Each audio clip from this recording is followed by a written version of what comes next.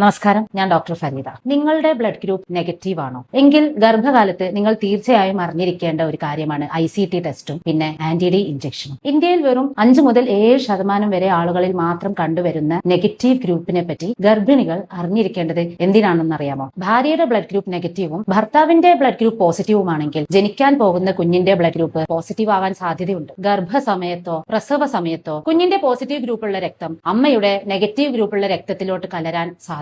ഈ ഒരു സാഹചര്യത്തിൽ അമ്മയുടെ ശരീരം കുഞ്ഞിന്റെ പോസിറ്റീവ് രക്തകോശങ്ങളെ ഒരു ശത്രുവായി കണ്ട് അവയ്ക്കെതിരെയുള്ള ആന്റിബോഡികൾ നിർമ്മിക്കാൻ തുടങ്ങുന്നു. ഈ ആന്റിബോഡീസ് അമ്മയുടെ ശരീരത്തിൽ ഉണ്ടായിക്കഴിഞ്ഞാൽ അവയ്ക്ക് കുഞ്ഞിന്റെ രക്തകോശങ്ങളെ നശിപ്പിക്കാനുള്ള കഴിവുണ്ട്. ഇത് കുഞ്ഞിന് കഠിനമായ വളർച്ച ഉണ്ടാക്കാം, കൂടാതെ മഞ്ഞപ്പിത്തം, ഹൃദയസ്തംഭനം എന്നിവയ്ക്കും കാരണമായേക്കാം. നെഗറ്റീവ് ഗ്രൂപ്പുള്ള ഗർഭിണിയുടെ ബ്ലഡിൽ ഇത്തരത്തിലുള്ള ആന്റിബോഡീസ് ഉണ്ടോ എന്ന് നോക്കുന്നത് വളരെ പ്രധാനമാണ്. അതിനുള്ള ടെസ്റ്റാണ് ICT അഥവാ ഇൻഡയറക്റ്റ് കൂംസ് ടെസ്റ്റ്. ഈ പരിശോധന പ്രധാനമായും പ്രഗ്നൻസിയിൽ 2 ഘട്ടങ്ങളിലായിട്ടാണ് ചെയ്യുന്നത്. ആദ്യത്തേത് ഫസ്റ്റ് വിസിറ്റിൽ തന്നെ ബ്ലഡ് ഗ്രൂപ്പ് നോക്കുന്നതിനോടൊപ്പം തന്നെ ചെയ്യണം. അപ്പോൾ ICT ടെസ്റ്റ് നെഗറ്റീവ് ആണ് വരുന്നതെങ്കിൽ പിന്നീട് ഇത് നമ്മൾ ചെയ്യുന്നത് 28ാമത്തെ ആഴ്ചയിൽ ഒന്നും കൂടെ റിപ്പീറ്റ് ചെയ്യണം. അതിനുശേഷവും അല്ലെങ്കിലും പ്രഗ്നൻസിയിൽ എപ്പോഴെങ്കിലും ബ്ലീഡിങ്ങോ അങ്ങനെ എന്തെങ്കിലും ബുദ്ധിമുട്ടുകൾ ഉണ്ടാവുകയാണെങ്കിലും ഞാൻ ഈ ടെസ്റ്റ് നിർദ്ദേശിക്കാറുണ്ട്.